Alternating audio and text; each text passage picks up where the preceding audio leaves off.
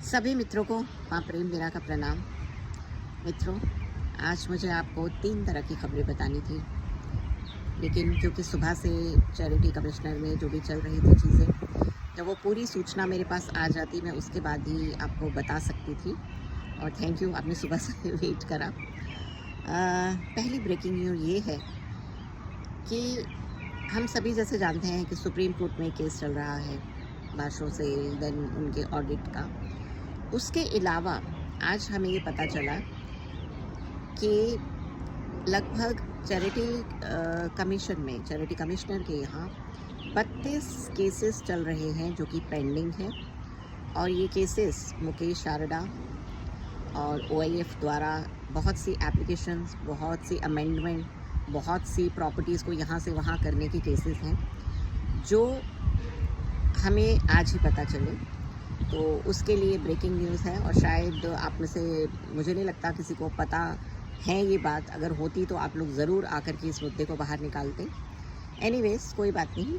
अब है शॉकिंग ये है कि जो लोग अपने आप को लीगल टीम, और वो ये बताते हैं कि लीगल चलने का सिर्फ हक उन्हीं को है, सिर्फ वही लीगल करेंगे, सिर्फ वही लोग केस करेंगे और उसके अलावा कोई लीगल वाला केस नहीं करेगा। और लीगल का केस कोई करे तो उसको हम कैसे रोकेंगे, कैसे प्रताड़ित करेंगे, ये मैसेज उन लोगों के लिए है।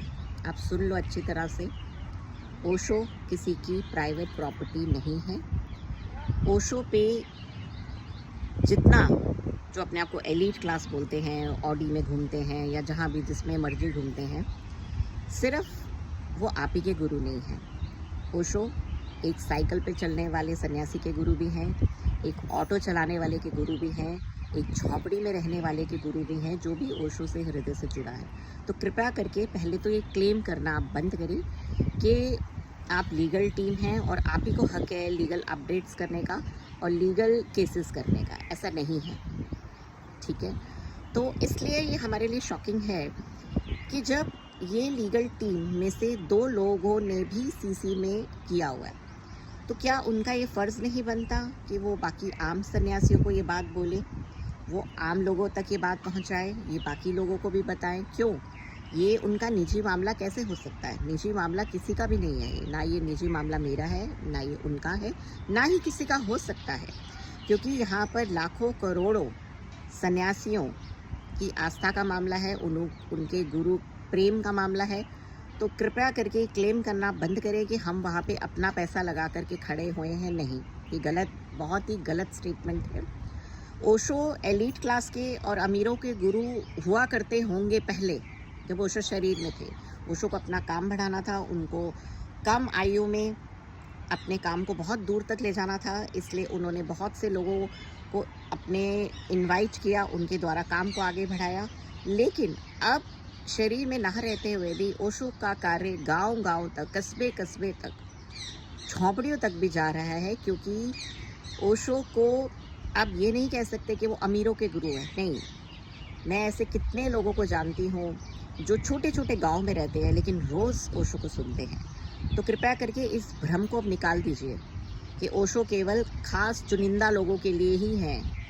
चुनिंदा वो जो हृदय से जीता है। अब वो हृदय से जीने वाला ज़रूरी नहीं वो कोई महल उसमें बैठा है और वो झोंपड़ी में बैठा है। नो, इससे कोई फ़र्क नहीं पड़ता। ये आत्मा और चेतना की बात है, ठीक है। तो इसलिए शॉकिंग है। ये लोग, इनमें से 2 लोग जाते हैं चैरिटी कमीशन में केस में, लेकिन ये बताते नहीं हैं किसी को, ये अपडेट देना उचित नहीं समझते। या तो ये हमको जाहिल समझते हैं या खुद को बहुत समझदार समझते हैं, ये तो यही जाने। तो इसलिए ये हमारे लिए शॉकिंग है।